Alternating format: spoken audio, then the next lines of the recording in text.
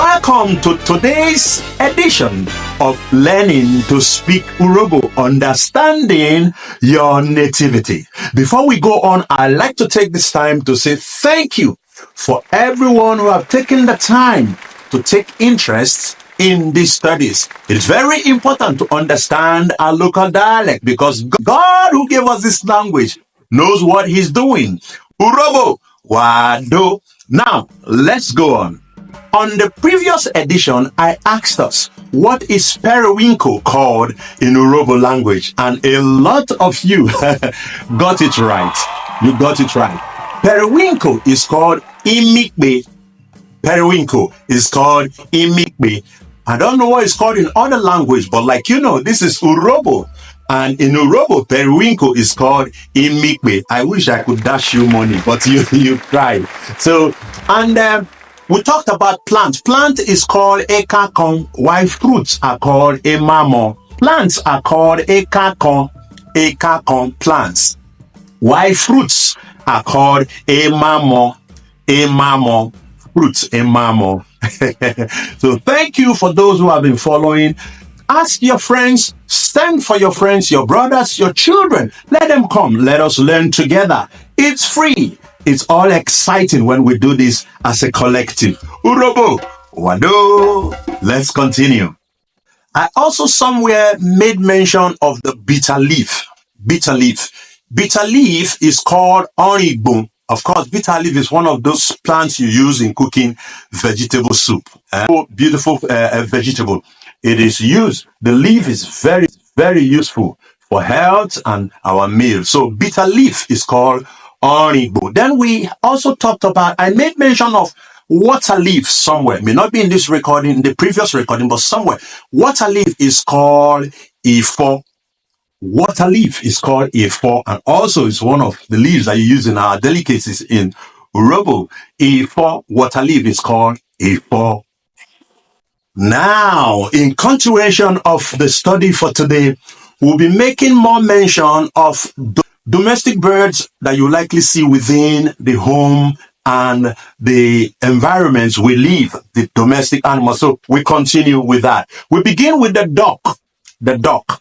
The duck in Urhobo is called ikpukpuyeke. Ikpukpuyeke. The duck in Urhobo is called ikpukpuyeke. The pigeon. The pigeon. The pigeon is called inekuku. Inekuku. The pigeon is called inekuku. Inekuku. The pigeon is called inekuku. Inekuku is what we call the pigeon. And also we have the parrot. The parrot is called omoko. Omoko. You see, sometimes they say people, you talk like parrot. What totakere omoko? Talk like parrot. Totakere omoko. So the parrot is called omoko. The parrot is called omoko. Then we have the eagle. The eagle is called ugo. In Urhobo is called ugo. Eagle is called because of the way he flies and the way he grabs his prey. I don't know, but in Urhobo, the ugo, it behaves like the hawk. Ugo in Urhobo is called ugo. And the second one behaves like the eagle. The second one behaves like the eagle is called the hawk. The hawk has two names because in Agbaro then, when I was living, we're going to the farm. Most times when you walk on the road, you see the hawk just come and picks its prey and takes off. They call it Ohereho, the hawk. Ohereho. Ohereho in Urhobo means is waiting for fowl. Ohereho. They call the hawk Ohereho or also the hawk. It has two names. It has two names. The hawk, it has two names. Ohereho or also. Those days when they say Ohereho, we'll be looking around because it's looking for fowl. So we call it Ohereho or also. Like I say, we always have fun with this. Not that we are the most learned in Urhobo. Urhobo wado? Let's continue. Yes. Yes, this one excites me because I remember when I'm going to the farm with my mom, then suddenly we'll see them in droves, sometimes in pairs, 5, 6, 10. The cattle egret is called Ineke Neke. The cattle egret is called neke neke. It always goes around with the cows. Neke neke, the cattle egret. This is the one we always sing that song for. Neke neke, the if you were young then and you used to sing this song, please join me in the conversation. Neke neke bamboo, give me water finger. Neke neke bamboo, give me water finger. When they are passing, we will sing that song. After a while, we'll look at our fingernails and we'll find a white spot on our nails. I say, neke neke are giving us water finger. We enjoyed our youth. So that we call it in Urhobo, neke neke. If I'm wrong, get me another name. But as far as I'm concerned, I was raised kicked up in Urhobo, in Agbaru, Agbo, and so neke neke is what we call the sing the song. Neke neke, look at the cover.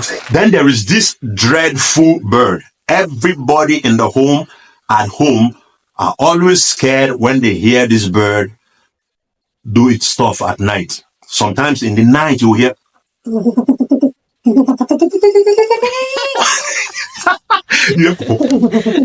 it's called the owl.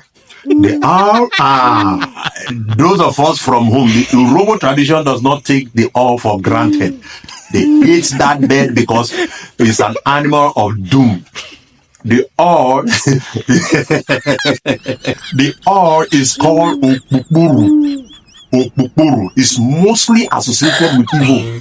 Once they see Okpukpuru, the owl, they believe a witch is around because that's what they use as their medium to make communication. So once you see an owl perch around, if they don't escape, so the owl is called Okpukpuru. I'm talking about them now. So the Okpukpuru is called the owl. The owl. That's it. It's Okpukpuru. We call it the owl is called Okpukpuru in Urhobo land. I don't know about you now. Let's have these conversations. Urhobo. Atota. What were eh? What them Okpukpuru? They will way. What them Okpukpuru? They can when they chuma when. What them Okpukpuru? When you see the owl, what comes to mind? What do you think about? You as an Urhobo person, let's engage in this, okay? And there is this bird that deals with trees. You will hear it's called the woodpecker. The woodpecker in Urhobo is called Okaroko. Oko means canoe. It can burrow canoe inside the tree. The woodpecker is called Okaroko. The woodpecker is called Okaroko. That is the woodpecker. In Urhobo, it is called Okaruko. Till I come your way again, don't forget, learning to speak Urhobo is behaving now like the woodpecker.